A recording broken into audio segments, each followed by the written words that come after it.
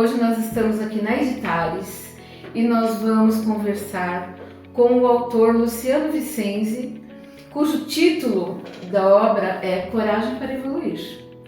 Nós vamos levar um papo aqui com o Luciano para conhecer melhor toda a história desse livro nos seus mínimos detalhes. Tudo bom, Luciano? Tudo bem, Angélica? Como é que tá? Ótimo. Tudo jóia? Prazer estar aqui com vocês. Vamos conversar sobre tua obra? Bora!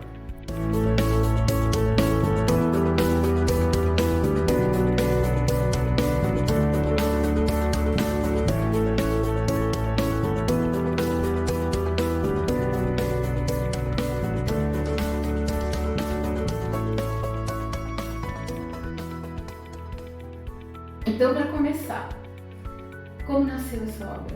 Essa obra, na verdade, ela veio do movimento que nós tínhamos no Instituto Internacional de Professologia e Conscienciologia na época, para aumentar o número de autores além do professor Valdo. Mas a minha pesquisa em si começa em 1993, antes, basicamente, de eu me tornar professor de Conscienciologia.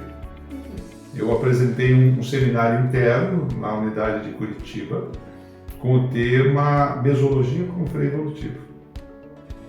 E, na verdade, apresentei justamente para ver como é que eu me sentiria dando aula de Conscienciologia. Essa que era a minha intenção. Então, tinha esse seminário interno, me aprontei, me arrumei para fazer essa apresentação rapidinho.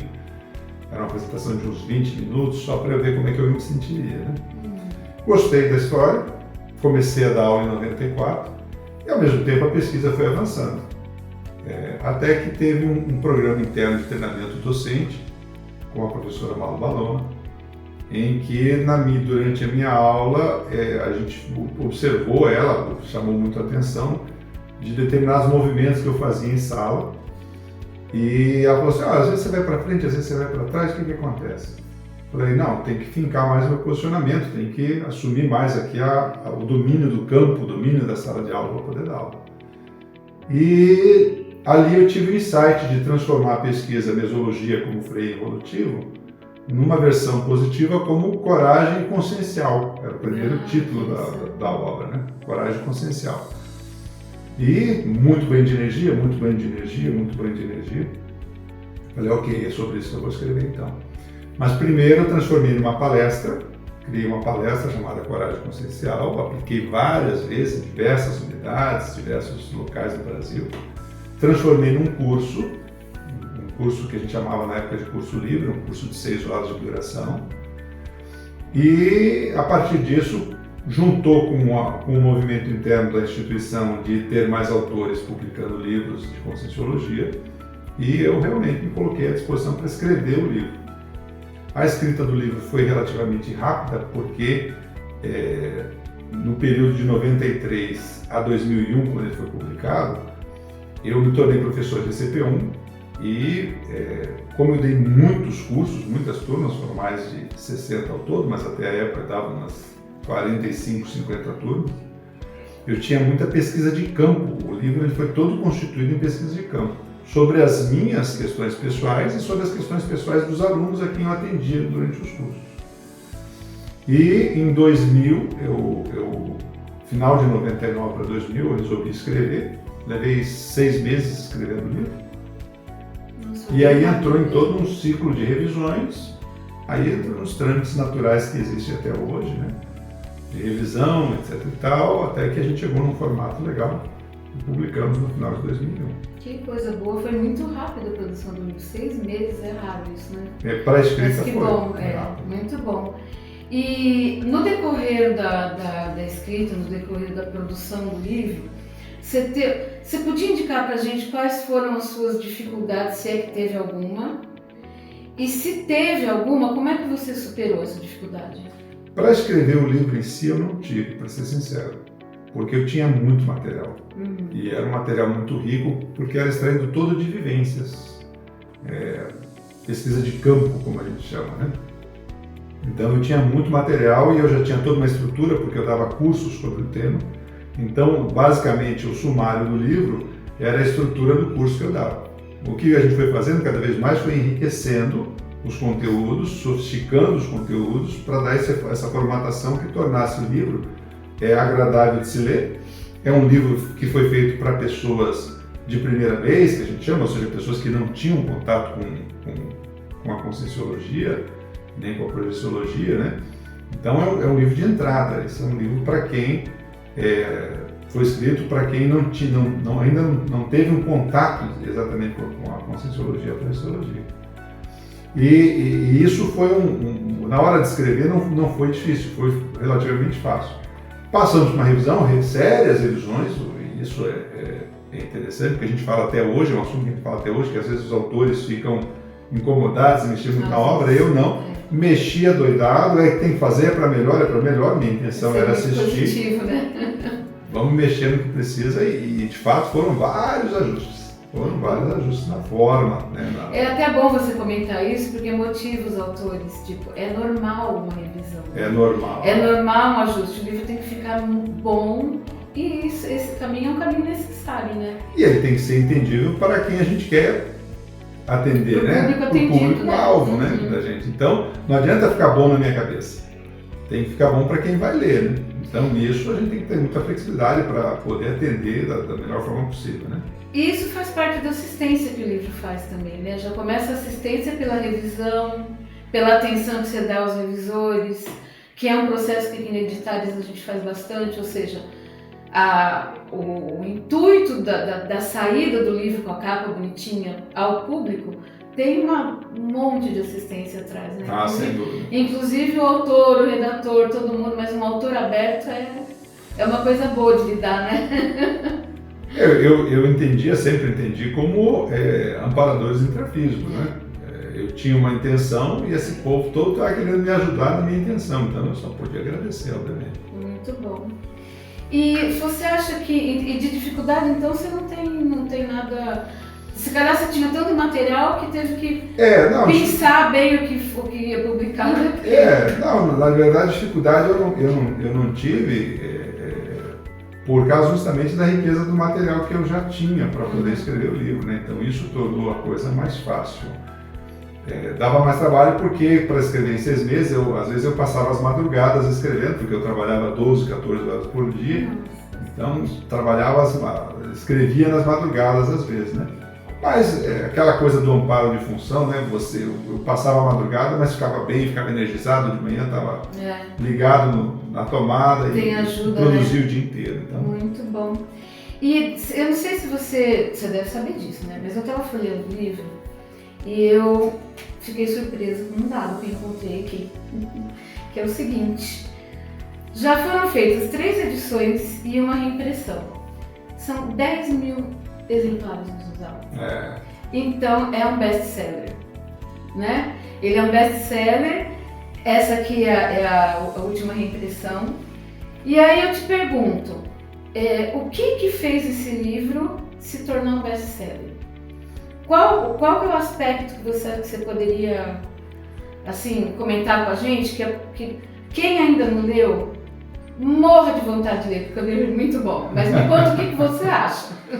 Então, dentro da minha observação, dentro do que eu posso aferir isso, primeiro ele foi escrito sobre realmente vivências. Eu primeiro tive experiência para depois escrever as minhas experiências. Primeiro eu escrevi, então eu coloquei todas as minhas experiências, a minha prática multidimensional como pesquisador da Projeciologia e da Conscienciologia. E na hora de dar a formatação, a gente teve uma preocupação de usar uma linguagem menos técnica e à medida que a gente ia usando os termos técnicos, a gente já ia explicando durante a obra. Então a pessoa não tem que parar o livro para olhar no glossário e o que esse cara quis dizer com isso para depois voltar ao raciocínio. À medida que ela vai lendo, ela já vai, o conceito é colocado, a explicação do conceito está explicado na sequência. Então ele é fácil de você ler de começo a fim, porque não tem o travamento técnico. Para quem é de primeira vez, isso é um fator que ajuda muito, tanto que os feedbacks que eu recebo até hoje sempre são de que o seu livro foi o primeiro livro que eu li da Conscienciologia. Então, ele é um livro que, de fato, ele se prestou ao papel para o qual ele foi concebido, que é atender as pessoas que estão chegando. E até hoje eu recebo muito feedback em todos os cursos que eu apareço, em todos os lugares que eu apareço. O feedback que eu recebo é esse: teu livro foi o primeiro que eu li. Que legal, muito bom. E aí, então é uma experiência, né? Escrever um livro é uma experiência para qualquer pessoa. Sem dúvida. E então, e você teve essa experiência já desde 2001, né? Como um autor best-seller, você tem pretensão de escrever mais coisas? Como é que está isso na... A gente publicou no final do ano passado, em novembro, um livro chamado Empresograma, que é um livro que faz uma análise técnica do modelo empresarial das empresas, dos profissionais, com base nos conceitos da Conscienciologia e Projeciologia. A gente escreveu esse livro pelo Conselho de ECs da Unicim, de Empresas Conscienciocêntricas da Unicim. É um livro que, embora você tenha 6 autores, todos os autores escreveram todo o livro, porque a gente levou 10 anos escrevendo esse livro, discutindo questão a questão, juntos. Então, é um livro de 6 autores, mas basicamente todo autor pode dizer, fui eu que escrevi esse livro aí, porque de fato a gente participou, todos os autores participaram. Mas tem mais conteúdo na manga aí, a gente eu quero ver se eu publico até 2026 um livro sobre autoestima. Ah, que bom. Autoestima é um tema. A autoestima é a base da coragem. A coragem, ela é a manifestação externa, mas a base do comportamento humano ele é pautado na autoestima. Então, eu estou dando um passo dentro da pesquisa. Que coisa boa. Para ir mais para a raiz. Realmente, o livramento hippie dá para, como é que eu posso dizer, fazer um elenco de temas que podem ser tratados a partir daqui, mas a autoestima eu acho bastante importante mesmo. E a essência do livro, o que você podia me falar sobre a essência básica desse livro? Falando de coragem mesmo, coragem consciencial você falou, né? A essência do livro é para que a pessoa assuma os seus valores evolutivos, mesmo diante das pressões do ambiente onde ela está, da família, da cultura, do país, que exerce naturalmente pressão sobre todos os seus membros, isso é uma coisa extremamente natural, mas que ela, acima dessas pressões, possa fazer prevalecer os seus valores evolutivos e bancar as prioridades da sua evolução. E às vezes isso vai exigir contrariar a família, às vezes vai exigir contrariar amigos, vai exigir contrariar a sociedade como um todo, porque a sociedade não prioriza a evolução da forma como é exposta e estudada, pesquisada e divulgada pela Conscienciologia. Então, a ideia aqui é que a pessoa use a coragem justamente para defender as suas prioridades evolutivas, mesmo diante das pressões mais próximas. E, normalmente, as pessoas mais próximas é que exercem mais pressão sobre o pesquisador da Projeciologia e Conscienciologia. Que coisa é essa? O que você está pesquisando? Você está mexendo? E se a gente não bancar esse processo, a gente acaba depois tendo como repercussões aí a melancolia intrafísica, o mal-estar, a sensação de estar deslocado na vida, a sensação de que não está fazendo o que precisava fazer, aquela sensação de não conseguir exercer todo o seu potencial, e às vezes a pessoa nem sabe que potencial é esse porque ela não começou o caminho. Então, na hora que ela começa o processo evolutivo, a gente costuma dizer que os fatos orientam a pesquisa. A hora que ela começa o caminho evolutivo, ela começa a ter inspirações, ela começa a enxergar os próximos passos e aí ela começa a identificar a programação existencial e poder executar essa programação existencial. Então, a síntese é a coragem para que você possa executar a sua programação existencial a partir da sua autoidentidade, a partir do resgate de quem você é. Muito bom. E essa autoidentidade, então, quer dizer, para poder aproveitar isso, é preciso prestar atenção na autoidentidade, né? Então, para os autorandos, para as pessoas que têm vontade de, como você, escrever um livro, colocar a sua experiência, colocar a sua essencialidade em prol dos outros, através desse caminho, você teria alguma dica que você pudesse dar para as pessoas, para elas perceberem o que você percebeu? Então, o primeiro passo que a gente sempre indica dentro da Conscienciologia é aprofundar a autopesquisa. É o autoconhecimento, né? É você querer se conhecer mais, conhecer aquilo que você tem de positivo, conhecer aquilo que você precisa de melhorar em você e com foco na evolução, com foco no desenvolvimento consciencial. A partir disso, desse movimento que a gente faz e dos temas que nos chamam a atenção, normalmente esses temas têm ligação com os nossos interesses evolutivos. O ser humano, eu costumo dizer, ele não faz nada de graça. Ele faz porque ele tem interesse. O tema que me chama a atenção é um tema do meu interesse. Então, por exemplo, na hora que eu paro para pesquisar coragem para evoluir, é porque eu precisava bancar, em primeiro lugar, as pressões do meio ambiente, das condições da minha vida intrafísica. Eu precisava bancar o meu posicionamento para buscar a minha evolução. Então, era um tema do meu interesse. Eu notava que as pessoas, por exemplo, muitas vezes tinham vontade de fazer as coisas e não faziam em função das pressões do meio. E eu também estava nessa. E eu falei, não quero isso, eu quero fazer aquilo que eu acho mais importante para a minha evolução. Eu não quero ficar com receio de desagradar os outros. Eu não quero ficar com receio de não fazer aquilo que eu preciso fazer de acordo com o compromisso que eu assumi comigo mesmo, porque a programação existencial tem a ver com o autocompromisso. Não é isso? Então, quando a pessoa identifica os temas de interesse dela, normalmente isso já tem uma relação com a programação existencial. O que ela tem que fazer é ir fundo na autopesquisa para depois ela divulgar os achados, divulgar os resultados dessa pesquisa, e com isso ela faz assistência a muita gente de forma teática, né? Ou seja, casando a teoria com a prática, e essa prática em primeiro lugar é dela. Então, a sugestão que eu sempre dou é escreva todo o seu laboratório. Depois você vai atrás das referências bibliográficas, aí você vai expandir, vai calçar os seus achados, vai dizer assim, olha, isso aqui não é uma coisa que eu tirei da minha cabeça do nada, também tem outras pessoas que passaram por isso. Mas por que eu indico esse caminho? Porque se a primeira pessoa começa a querendo ficar pesquisando muito livro sobre o assunto, ela perde a referência dela mesma. Isso muitas vezes intimida a pessoa. Não, puxa, mas já tem esse autor que fala isso, já tem esse autor que fala isso. E ela se intimida perante a autopesquisa. Não, usa a sua autopesquisa. Depois você vê. Tem mais gente que pensa como eu, tem mais gente que fala o que eu falo. Então, vou colocar. Qual é o seu diferencial? É o seu Labcom, o seu laboratório consciencial, a sua vivência, a experiência que você passou para isso. E isso, por si só, é muito rico, porque conta uma trajetória. E essa trajetória normalmente inspira. O bom livro é aquele que inspira a evolução das pessoas. Porque a trajetória é única, né? É única, então, não tem como. Cada um tem a sua, né?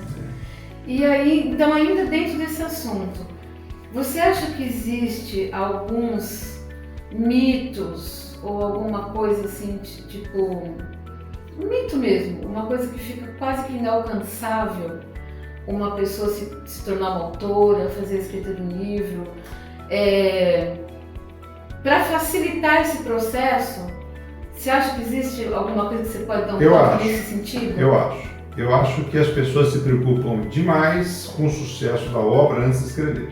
Boa. Então a primeira coisa que você tem que fazer é escrever e publicar os seus achados.